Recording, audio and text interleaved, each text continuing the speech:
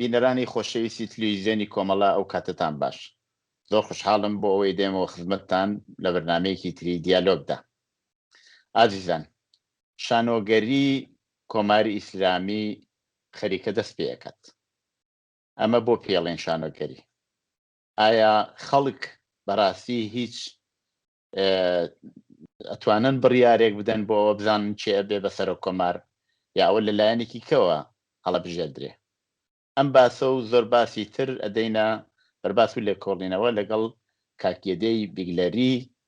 کادری لەمێژینەی کۆمەڵە و فعالی سیاسی و حقوقدان کە میوانی بەرنامەی ئێمەیە. کاگێدەی گیان بەخێر بی بۆ بەرنامەی دیالۆگ. سپاس دەکەم کاک مەحیەگیان، زۆر سپاس. منیش خۆشحاڵم لەوە کە ئەتوانم دەتەک بینەرانی تەلەڤیزیۆنی کۆمەڵە قسە و باسێ بکەین. زۆر سپاس. کاکێدێ، ئێمە باسمان کرد وتمان شانۆگەریە. ئایا بەڕاستی من وەختێ بیر لە یەکەمەوە ئەو کەسەی وا شانۆیەک داڕێژێت لە پێشدا سناریۆکەی داڕێژێت، لێدانیشە مانووسەکەی ئەنووسێ، دوای ئەکتەرەکان هەڵەبژێرێ، شروعی بەرنامەکە و ئاخری بەرنامەکەیش دیارریە، کا سەعات و کاتوشتەکەیشی هەموو شتی بۆ خۆی یێبڕێتەوە. ئایا بەڕاستی هەڵبژاردننی کۆماری ئیسلامی لە ئێران شانۆگەری نییە بە نەزەریەوە؟ 100% وایە کاک مەحیە، بەڕاستی دەسە خۆش بێ بۆ ناوێک کەنیات بەم جریانەوە، چونکە ئەوەی کە مسلمە ئەلعان خەڵکی ئێران حاضر نین وەکو انتخاباتی پێشوو یا وەکو جارەکانی پێشوو لە انتخاباتا بەشداری بکەن.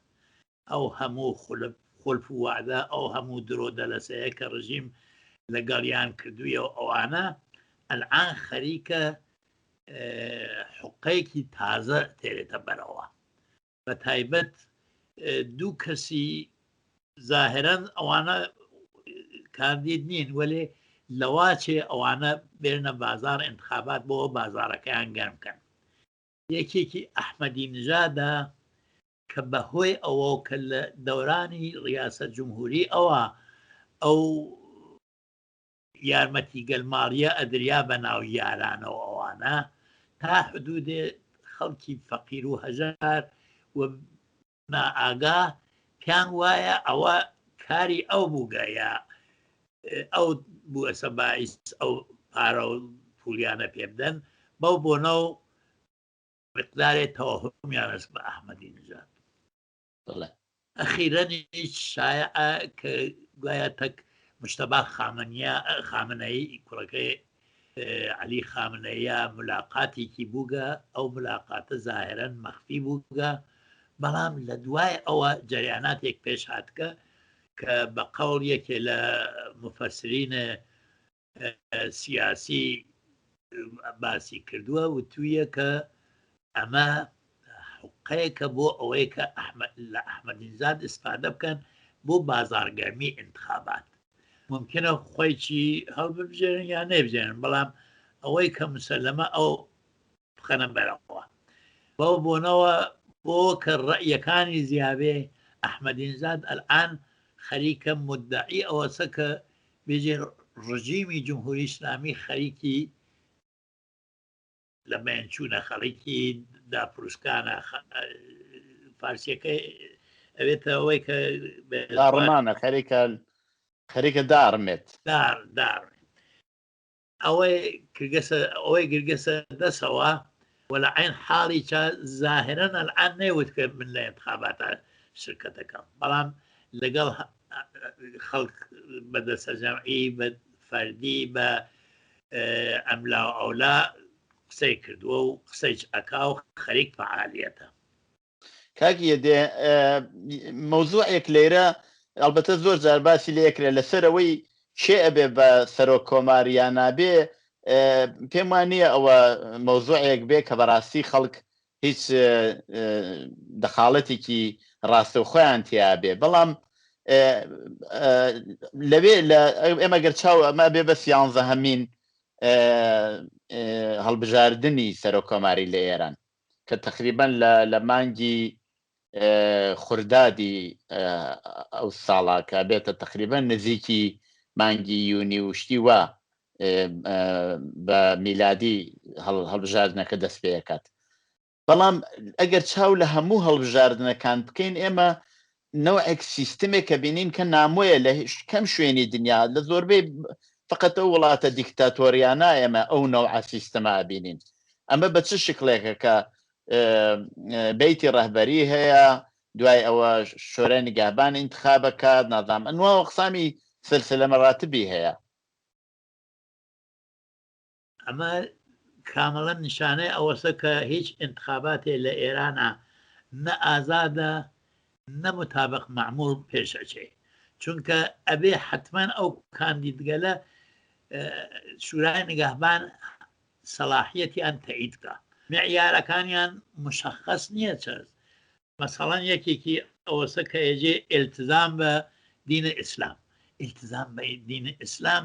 غێرە بەشەر بۆ خۆینەوەی بۆ هیچ کەسێتر قابل ئیسبات نییە. ئەوەی کە بەدرۆ ئەڕوێت لێرە و جێگە مۆر هەڵەکەنێت و نازانم ئەڕوێتە مزگەوت 24 ساعاتەوە ئەوانە ئەو ئیلتزامە ناتوانێت سابت کات، چون هەست لەژێرەوە خەریک کارگەلترا.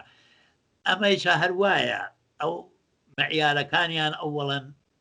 شتێکی مەلموس و مادی قابل ئەرزیابی نییە، سانیان بە مەیلە بە ئێستا هەر کەسێ بە پێنەزەر خۆی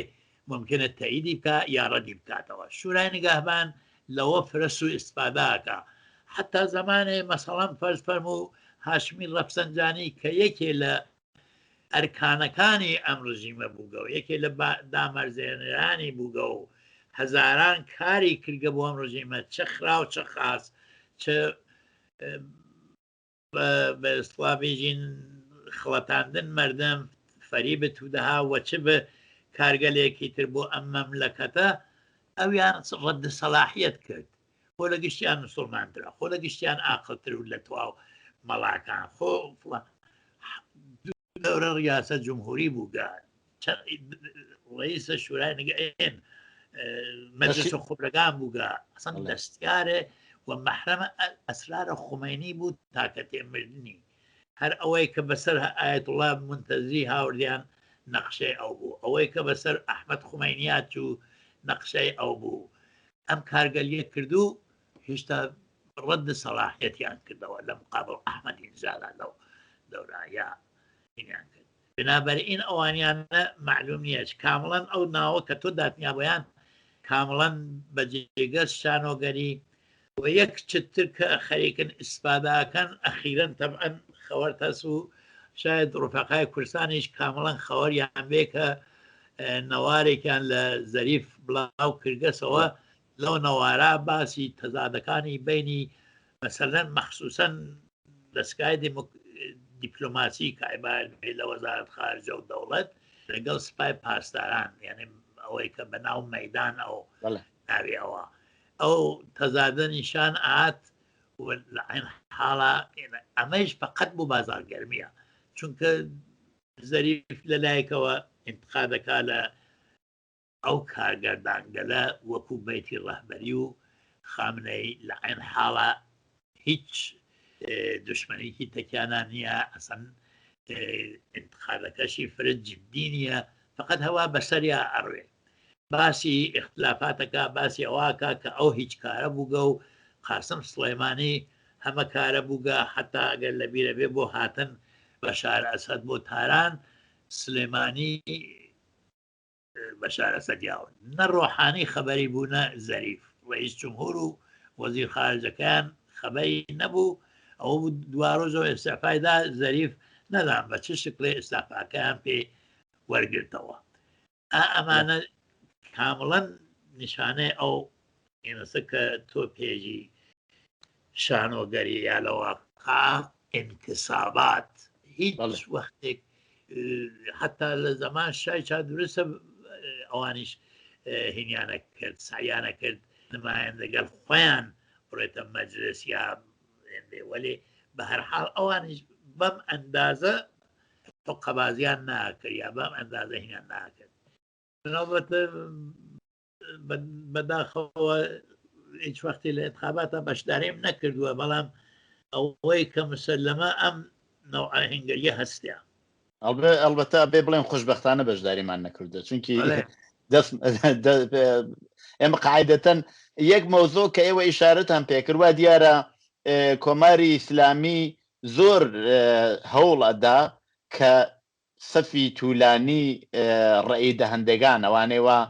ڕێ ئەدەن و بەشداری ئەەکەن پیشان بدات و تەبلیغاتی پێوە بکات و دیسەعەت بە نەوعێک بێوێت مەقبوڵیەتی خۆی نیشان بدات. ئەم مۆزوعی نامەی زەریفە هەرچەند مربوط نییە بە بەرنامەی ئەو ڕۆمان تۆزێ بە نظری من جەنبەیەکی هەیە لە ڕابطە لەگەڵ ئەم مۆزوعی بەرجامە بەڵام ئەوە کرد لای بنین بۆ بەرنمەیەکی تر قسەی لەسەر بکەین شاید ئەم ئیسفادەیەشی لێ بکرێت کە تا ئەندازەیەک بازارگەرمی بکرێت بۆ هەڵبژاردننی کۆماری ئیسلامی. بەڵام کاک یەدێ من پرسیارێکم بەڕاستی هەیە ئەوی شەوەیە کە ئەمان هەوڵەدەن هەمیشە خەڵک بێنە مەیدان و لەوێ مایشی پیوە بدەنوانە و خۆشتان نەزانن خەڵک زۆر ناڕازیە بە وەزعیەتە بە وەزعەتی کۆڕۆنا کە هەیە وەزعەتی اقتصادیە ئەو شرایەتی ژیانە کە ئێستا لە ئێران هەیە هەموو ئەوانە بەڕاستی خەڵک قاعدەتە نابێ بچن ڕێی بدەن بە مردنی خۆیان بچن ڕێی بدەن بۆی کە ژیانێکی لەوە خراپتریان بێت چی ئەبێ بکرێت بۆ ئەوەی بەڕاستی ئەم سیاسەتانەی ڕژیم پوچەڵ بکرێتەوە ینی خەڵک نەچنە پای سنووقی انتخابات وشتیوە چۆڵ بێت ئەسڵەن. ئەلبەتە خۆشبەختانە لە کوردستانە سابقەی تحریمی انتخابات و جوابدانەوەی خەڵک زۆر بووە وەخت خۆی ئەگەر لە بیرۆ بێ بۆ ئەوەڵین ڕفراندۆمەکەی جمهوری ئیسلامی کەوتیان حکوومەت ئیسلامی ئەرێیانە خەڵکی کوردستان مطلقا ڕێیان نەدا یەک نەفەیش ڕێی نەدا بۆ انتخاباتی ڕئیس جمهوری بەنی سەدریش ئەوەی کە لە کوردستانی کوردستانی کوردستان و ئەو بەشە لە ئازەربایجان غەربی کە بەسڵ کوردستانی بێجین مکریان و ئەوانە بێ لەوانە ڕێی نەدریا ئەسەن مطلقا کرماشان و ئیلامەوانە ممکنەوە بەشداری ژیان کرد بەڵام ئەمان نیان کردووە لە انتخاباتەکان تریشاینیان نەکرێ دوای دەسەڵات پیاکردنی ڕژیم بەسەر کوردستانە و دوای ئەوەی کە پێشمەرگە مەجبور بە عەقەب نشینی بوو لە بار نظامیەوە لەو شەرایطە ممکنە انتخابات خەڵک بەشدار بووێت وەلێ هێن نەوگە یعنی ئاوا توولانی ئاوا وەسیع نەوگە بەشداری خەڵک لە انتخاباتە کە بێژی ڕژیم تەبلیغی پێوە بکە. من هیچ وەختێ نەمدی لە کوردستان یا لە شارسنا یا لە سەقز یا لە مەریوان یا لە پڵان سەفی انتخابات نیشان بدەن بۆ تەبلیغ هین تارانیان نیشانەدا هین شارگەرتریان نیشانەدا بەڵام هین کوردستان من نەمدیگە شایەتی بووگە وەلێ نەبووە بنابەرئین مردمی کوردستان بە عام و ئەلئانی خەڵکی ئێران ئەوەی کە بەرچاوە حاضر نین دوارە بەشداری بکەن و دوارە فەریب بخۆن لەلایەن ئەم ڕژیم دەلەوە چونکە ئەوەسە ڕۆحانی دوای 8 ساڵ هێشتا نەیتوانی بەشێ بوچک لە وعدەکان خۆی کە داوێ لە انتخاباتە بێرێتی ئەوە کە بەناو بەرجام دوو سێ و ئەوانە نابێ بە لە وەختە منزوری ئازادیگەل سیاسی بوو منزوری ڕشتی اقتصادی بوو منزوری این بوو کە بۆی نەچووە بەرەوە نەکریا کارم نییە ئەمریکا بەرجاوین بەجێ هێشیا بەجێ نەهێش وەرێ ئەمان ئەویان نەکرد و ئەو گشتە هەزینەیجا ئەکەن بۆ تەسیساتە ئەتۆمی و بۆ غەنیکردن یا بەسڵا دەوڵەمەندکردنی ئۆرانیۆم لە لای تریزە و مردمە احتیاجیان سەر ئەم بەناشەوە چونکە گرانیەکە دوای ئەم تحریمگەلە و دوای ئەم بەدبەختیە کە بە سەر مردم ئێرانە هاتکەوت دوای ئەم کۆرۆنا سەعات بە سەعاتە ڕۆژ بە ڕۆژە کابرایەک ئەیگەڕانەوە وتی خانمێک لە تارانەوە بۆی تەلەفۆنی کردگە وتیگە ڕوویگمە دەزە دوکانێ شتێ بسێنم لە مغازەیەکە قیمەتەکەم دیگە وتمە با بڕۆم سەرێ بەم و بێمە و ئەسێنم ئەمە ڕۆمدانم لە جێترا هەرزانترم گیرتی وتی هاتمەوە دیم قیمەتەکەی ڕیگە سەبان یعنی بە سەعاتە بە دەقیقەس بەڵێ بە بەرزی و نزمی نرخی ئەرزەکان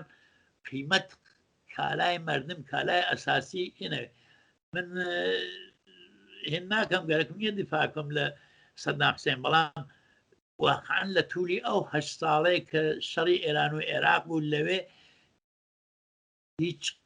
ئەو غەزاگەر ئەساسی مردم نان برنج گۆشت ڕۆن ئەمانە نەچوە بان دیاگەی بچوای بە نرخە تەوەڕمێکی عادی وەک هەموو وڵاتێ وەک سوئێد وەک ئەمریکا وەک ئینگلیستان ئەوانە ئەچوە بان لە ئێران وانە لە ئێران ئەوینی ئەلان تۆ بڕیتە بازار گۆشت ئەجێ 150,000 تمەن ئەم جمعە لە تەک خانمێکا لە سنا قسەمان کرد خانمێ خزممان ئەمە معنای چییە کابرا لەکوێ بێرێ چۆن خۆی ئیدارەکە ئەوەیە کە هێن بێت کاکی دێ 4 ساڵ لەوە پێش ئەحزابی هەڵسوڕاو لە ساحەی کوردستانە هاوکات بڕیاریاندا کە هەڵبژاردننی سەرۆکۆماری تەحریم بکەن بەڵام ئەو کاتە بەداخەوە بۆ ڕۆشنکردنەوەی مۆزوعەکە پێم خۆشە ئەوە بڵێم کە هاوکات لەگەڵ هەڵبژاردننی سەرۆکۆماریە هەڵبژاردننی نمایندەگانی شار و دێهاتیش لە ئارادایە ئەو کاتە بڕێک لە حزبەکان وتیان کە ئێمە انتخابات یا هەڵبژاردننی سەرۆکۆماری تەحریمەکەین بەڵام بە خەڵکەڵێن کە نوێنەرانی خۆیان لە شار و ڕووستا بچن هەڵبژێرن ئەو کاتە ئێمە پێمان وابوو و ئێستا شەر پێمان وایە مشکلە ئەوە نییە چی دێتە دەرەوە لەو سنووقی ڕێیانە مەسەلەکە ئەو نمایشەیە کە کۆماری ئیسلامی ئەوێ بەو خەڵکە کە ئەسنە پای سنووقەکان نیشانی بدا لە تەلەڤیزیۆن و مێدیای خۆیەوە پێتان وایە ئەم جارە ئایا خەڵکی دێهات و شارەکان لە هەڵبژاردننی شار و ڕووستا کە مەشهورە بەشداریەکان بە وەزیەتەوە کە هەیە بە وەزیەتی کۆڕۆنا و اقتصادیەکە ئێوە ئاماژەتان پێکرد من پێم وانە بەڵام متاسفانە ئەگەر حزبێک یا گرۆهێکی سیاسی فعال لە کوردستانە بێت ئەو تەجویزە با ممکنە دەیەک تیا بەشدار بکەن و لێنا معلوم ناکە ئەمە سەفی ئەنجومەنی دێ و ئەوە سەفی ئەنجومەنی شارە و ئەوە هین ڕیاسە جمهوریە ڕژیم بەقەست یانە ئەمدەن ئەو دوانە خاتە یەکێ بۆەوە خەڵکی پێکۆکە بۆەوە لە هەم لە دەرەوەی وڵاتیانە لە لای کشوەرە وڵاتە غەربیەکان و هەم لە ئێران بێژێ بابە ئەوها ئێمە مەشروعیەتمانەس ئەو مردم خەریکە تێت انتخابمانەکە یا فڵانەکە ئەگەر لە بیرە بێ ئەو ئاعترازە گەورەی 88 تر دوای ڕئیس جمهوری ئەوە نیشانی داواخان کە خەڵک حاضر نین بەو جۆرە فەریب بخۆن لە ڕژیم و کۆ ببنەوە بۆی جا ئێسش هەر منزورەکە من ئەوە بوو کە دروست ڕژیم ئەوەی دەرک کردووە کە خەڵکی کوردستانن خەڵکی ئێران بەعام و خەرکی کوردستان بە تایبەت حاضر نین لەو انتخاباتە بەشداری بکەن وەکو جارەکانی بێشت نایژم کولی سنۆخەکان تاتێەوە دەیەکەن بلەخەرە کەسانی هەن کە مزدورن و ئەڕۆن ڕێی بدەن ئەو هەیەتە مەزهەبی گەلە بۆ ئەوە کەم یارمەتیان پێدەن ئەڕۆن ڕێیەدەن ئەوانە وەلێ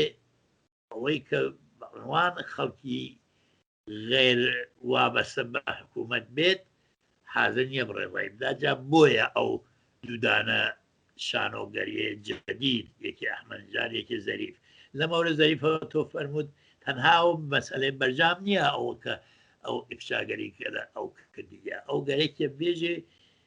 من شخصیەتێکم ئەلعان گەرەکمە بۆمە ئۆپۆزیسیۆن هەر وەک ئەحمەدینژاد بووەتە ئۆپۆزیسیۆن وە بە تحریک خۆیان ئەحمەدینژاد ناو کابراکەم لە بیر نییە من مەقالەیەکم هەر چەند ڕۆژەمەوە بەرخواندەوە کە لە ئینترنێت بڵاو بووەوە ئەو ئێژێ ئەحمەدینژاد درست دوای ئەوەی کە ملاقاتی کرد مشتەبا خامنەیە مەسئلەی ڕووخانی جمهوری ئیسلامی مەطرح کرد، مەسئلەی ئەو هێنەیە مەطرح کرد کە بێتەوە هێشتا ڕسمە نەیوت کە بێ بە ڕئیس جمهور، بەڵام خۆی لە قاڵب ئۆپۆزیسیۆن و دڵسۆز مردمادانێ آخر خۆی لە هەر لەو جریانی هەشتا مەگەر هەزاران نەفەر نەکوژیان لە خیابانە ندا ئاغا سوڵتان و ئەمسال ئەوانیە کە بەناو یان ناسین وی لە خەڵکێکی زۆر مەگەر کەسیان نەبرد لە کەریزە کوڕی کابرا کە خۆیجی تەرەفدار و ئاشنای خامنەی بوو بردیان لە کەرێزە حتا معزەرەتە خوازم کاری خراویان تەکا کردو کە دوایی فوتیجی کرد ئەوە زەمان ئەحمەدینژاد بوو خۆی تیات تاسیری نەبوو ئیسە هاتکە بووگە بە عنوان دموکرات زەریفیش گەرەکی هەست لە انتخاباتە زاهرەن ئەژێ بەشداری ناکەم بەڵام پیان وتکە ئەحمان بەشداری بکە چون ئەنعان کە ژستێکی ئۆپۆزیسیۆنی گردگا و خەریکە عليه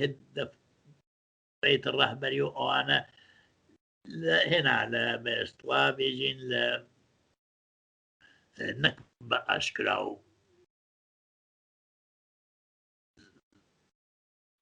بە ئاشکرا و مستەقیمنە بەڵام وا ئەگەینەی کە ئەوان تەقسیریان ئەس لەم ئەوڕدا بەو بۆنەوە ممکنە خۆی بکات بە ئۆپۆزیسیۆن حتا دێک لەوانەیە کە نائێژن بە جمهوری ئیسلامی ممکنە بە ئەحمەدینژادیش ڕێی بدەن بە بۆن ئەوە کە ئەو ئەیژێ ڕژیم ها لە ڕووخانە وی نازانێت ڕژیم ها لە ڕووخانە بۆ ئیترەشێ خەڵک تاعیمکا لێنا کە کێ بێتە سەرکار و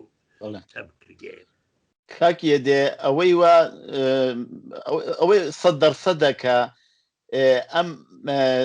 نەواری سەوتیەی زەریفە کە بە نەوعێک وایە مەخفیانە هاتوۆتە دەرەوە ئێمە کۆماری ئیسلامی ئەناسین و ئەزانین لەو بابەتانەوە قەبازی و ئەلەوانەی هێزگار زۆری هەیە یعنی وان نییە کە ئەمان لەوە چی ئەمە بە بەرنامە ئەم کارە کرابێت بەشێکی گەڕێتەوە سەر بازارگەرمیە کە ئەیانەوێ بیکەن بە تۆری واقعی لەم شەرایەتە هاتوۆتە پێشەوە احتماڵیشی هەیە بەشێکیشیەوە بێ کە مربوطە بە مەسەلەی لابردنی ئەم تەحریمانە و هاتنە سەرپای مذاکرە لەگەڵ ئەمریکا و ئەخیرەنیش چاوپەکەوتنێکیان بووە لە عێراق لەگەڵ عەربستانی سعودی و ئەوڕۆ وەلیعهدی عەربستان ئیبرازی ئامادەگی کرد بۆ رابطەی دووبارە لەگەڵ ئێران مەبەستم ئەوەیە کە ئەمە احتماڵی هەیە ئەیانەوێ تا ئەندازێ وەزیەتەکە یەکدەست بکەنەوە مەسەلەی ئیسلاح تەلەبان تازە معنایەکی نییە تازە دوانە عنسورێک نین کە بیانەوێ بە نەوعێک فەزای انتخاباتی پێگەرم بکەن ئەوە شاید ئەوەی نەبێت بەڵام ئەم مەوزوعی زەریفە ئەکرێت جەنبەیەکی ئەوە بێ کە هەرچەند بۆ خۆشی یەکێک لەوانە بووە کە هەر لە نەوارەکەش یا باسەکە لە من بۆ خۆم کاندید بووم ویستومە کاندید بم بۆ ڕیاسەت جەمهوری بەڵام نازانم لە ناو لیستەکە هەیە یان نیە 55 نەفەر جزئی ئەو لیستن ئایا زەریفیش جزیەوەیە یان نیە لە هەر حاڵە مەسەلەکە بە نەوعی یانەوێ دڵی خەڵک بەوە خۆشکن کارە رابطە لەگەڵ ئەمریکا خەریکە دەست پێ کاتەوە شرایط شایە عادی بێتەوە تەحریمەکان لابچێ ژیان بێتە شرایەتی ئاسایی ئەمەیش پێتان وایە هەر بازارگەرمیە بۆ انتخابات من پێم وایە 100% من پێم وایە چونکە ئەگەر قەرار بێت مەسەڵەن نەقشێ بدرێ بە زەریف کە چی بکە لە خدمەت ئەو کارە الان یعنی لە انتخاباتە ئەوەسە کە ممکنە تەقاضای کاندیدایی بکە و حتا سەلاحیەتی قبول بکەن بەڵام ئەوە کە ڕێی پێ بدرێ یانە ئەوە شتێترە لە سنووقەکان بێتە دەرەوە یانە چونکە ئەگەر لەبیرە بێ بێنێ لەمە بەر دوو مانگ لەمە بەر خامنەی ئەعلامی کرد وتی ئەبێ نیروی جوان و ئینقلابی بێرینە بەرەوە نیروی جوان و ئینقلابی بە زەریف ناخوا ئەم بە عنوان بیرۆکراتێکە حداکسەر بێژینەگە فرێش باش بینیکەن بە عنوان دیپلۆماتێ لە بەرچاویەگرن نەک بە عنوان انقلابێکی جوان انقلابی جوان ئەو گەرەێکە کەسێ بێ کامڵەن تابع ڕەهبەری و بەیتە ڕەهبەری بێت هەست بەو جۆرە وایە و باسیەکەن تقریبەن هەدەفی کۆماری ئیسلامی ئەوەیە کە حکوومەتی داهاتوو هەم لە باری اقتصادی و هەم لە باری سیاسی ئەنی بە سلاح ئوموراتی ڕەهبەری زامعەوەکو ڕێە جمهور بخاتە دەست سپای پاسداران شاید احتمالی فرە زۆرە احتمالی واقعان فرەس چونکە درستە ظاهرەن وتیانە ئەو کوڕە سعید محەممەد ظاهرەن سپای پاسداران انتقادی کردو لەوە کە خۆی کاندید کردە ئەو وابزانم لە خەت ئەوانە نەبوو یعنی بە بێ مەشورەت و بێ ئیجازە ئەوانە و کارێک کردو وەلێ ئەو سەردارێتر هەست دێحقان ئەوە ممکنە دێحقانی نابوو سەردار دێحقان ئەو ممکنە دەربێرن لە سنووڕایی یا ئەو یا کەسێتر تازەتر چونکە هێشتا لیستەکە معلوم نەوگەکیە من ئەو 55 نەفەیژمە نەبیستووە کە جەنابەت فەرمووت یعنی نەدریا دەرەوە ئەگەر دریاەوە ڕۆژانەیەک شتێ حتممە باسیە کرد نەخێر نەدریاتە دەرەوەکو ناوی تعدادێکیان بردووە ئەجم لە تقریبان 3 نەفەر لە فەرماندەهانی سپای پاسداران وتیان ئەمانەی احتماڵی هەیە و جزوی ئەو لیستن بەڵام دقیقەن ناوی کولی ئەم ئەوانەی وا بێ سلاحیەتیان لەلایەن شۆرای نیگەهبانەوە تەئید کراوە لە ناو لیستانیە بەڵام دیسان کە بینەوە سەر مەسەلەی هەڵبژاردن و یا ئەم شانۆگەریە پێتان وایە خەڵکی کوردستان ئایا ئەم جارش پێویستە جارێکی تریش هەر یەکدەنگ ئەو هەڵبژاردنە یا ئەو شانۆگەریە تەحریم بکات بە نەزەری من ئەرێ بە نەزەری من ئەبێ حزبەکان بە تایبەت کۆمەڵە لەسەر ئەو ڕێگە و شوێن خۆیە بڕوێکە تحریم انتخابات نەوتن پیان چونکە الآن نەتەنها لە کوردستانە احتمالی فرس ئەوانەی کە الآن بە جمهوری ئیسلامی معروفن لەسەر ئێرانە ئەوانیش ممکنە ڕێی نەدەن مەگەر ئینکێ وتم لەو شانۆگەریە بخڵەتێن و پیان وابێ مثلەن ئەوە زەریف یا ئەحمەدینژاد ئەوە تازە ئۆپۆزیسیۆنە و تەرەفداری ڕوخانی ڕژیمە و لەگەڵ ئەو بکەن وەیلا بە نەزەری من باشترەوەستە کە تحریم کری ئەخیرەن لە سایتهای ئینتەرنەتی و تەبلیغاتێکی زۆر لەلایەن سەڵتەنەت تەلەبەکان و ئەو سازمانهای گوزار و ئالەوانەوە کرێت کە تەبلیغاتەکەن ئێمە ئەڵێن ڕێی نەی ئەدەین بە جەمهوری ئیسلامی واڵێن ئایا ئەوانیش نایانەیە بەنەوەی هەر خەڵک لەو سەفا قەرار بگرن ینی هەریانەوێ ینی بەنەوەی هێشتا تەوەهمیان هەیە بەوەی کە ئەمە ڕێگیریە و بەڵام بەنەی ئەوان جوابی خۆیان نەدەنەوە مەسەلەکە فقط حزوری خەڵک نییە بە نەزەری من وایە بە نەزەری منیش بەو زۆرەیە چونکە ئەوە ممکنە ڕێیەکان بگۆڕێ وەلێ تۆ ئەگەر نەچی بۆ ڕێیدان ناتوانێت ئیتراوە هیمکان مەگەر ئەوە کە شەو سپای پاسداران وەکو هەرو دەورێ ئەحمەدینژادە بوو 1970 شەو بڕۆن سنۆقەکان پڕە بکەنەوە و لاکومۆرەکەی بوون و بیوەن بۆ خۆیان وەلێ بە نەزەری من ئەو گروهگەلەیە ئەو گروهە نازام لیبراڵ ناویان بووە یان نەوەلێ ئەو گروهگەلە بە نەزەری من لێرە تووشی ئشتبان ڕێی نەگوتن درستە لە جێ خۆیان بە جێگەس بێژیتی بەڵام شرکت نەکردنەکە بۆ انتخابات چونکە جمهوری ئیسلامی لەوە ئیسفاداکات درست ئەو شانۆگەریە ها لێناکە ئەو سەفە توولانی بێ حتا ئەگەر چی گشتی ڕێنان بۆ انتخاباتەکەی پێشوو خامنەی نەیوت بە مردم وتی وەرن ئەگەری مخالفی ڕێدان بە جمهوری ئیسلامی بێن لاقل بە خاطر ئێران ڕێی بدەن شتێک وایە وتی بێن ڕێی بدەن ئەو منوری ئەو بۆ ئەو سەفە پڕاو بێتەوە کابراژ ڕێی نەدا بە ئەحمەدیزاد با کابرایش ڕێی نەدا بە هیچ کامێکیان وەێ بە نەزەری من باشتر ئەوسە کە ئەو نەیە بکەن بە نەکردن یعنی نەچوون بۆ انتخابە بەڵێ کاکی دێ من قسەیەکی تایبەتیم نەماوە تەبعەنە مۆزوعی کۆرۆنای شەیە و شرکت ئەگەر بە هەر نوعێ خەڵک بخڵەتێنن بشکلی یارانە بێ ئیمزا لەسەر هینەکانیان بێ شناسامەکانیان بێ مۆر بێ هەچیە بێ شاید خەڵک بە نوعی کەربێرنە سەر سنووقی انتخابات ئایا لەباری ئەوەیشەوە کە خەڵک احتماڵەن بە وەزیەتەوە ئێستا ئێران تایەتی لە مەوەردی وەزیەتی کۆرۆناوە چەندێک ئەتوانێ ئەمە ژیانی خەڵک خاتە مەترسیەوە بەداخەوە پارەکەیش هەر درست لەم پێم وایە بەر لە نەورۆز بووەرێ ئەوەیە کە انتخاباتێک کریا لە ئێناو هەروەها بە بۆن 22 ڕێبەندانەوە خەڵکیان جەمە و کردەوە ئەوە زۆر تاسیری بوو لە هەوسعە و گوستەرش یا بە ئیسڵابێژین ئەرێ گوستەرشی ئەم بڵاوبوونەوەی ئەم نەخۆشینی کۆرۆنایە ئینساڵیش ممکنە ئەوە بکەن بەڵام ئەوە بۆ ئەوان ئەهمیەتی نییە مهم ئەوە بۆ ئەوان ئەو یاکەس کە خەڵک بڕۆنە ئیسا ئەگەرچی نەخۆشیش ئەکەفن ئەگەرچی بەزەرەری جامعەس لەباری سڵامەتیەوە لەباری هەزینەگەلەوە لەباری کارەوە ئەخی کابراکە نەخۆشەکە پێ خو تەنهاوە نین نەخۆشە ئەشێ مدەتها بێکار بێت لەم شرایطە سەختە بێکاری ئەزانی چەنێ زەرری هەست چەنێ سەختە بۆ کرێکار و زەحمەتکێش کە پێت هەزینەی دەرمان و هەزینەی ئەوانیژە کە ئەو گشتە هالەبانەوە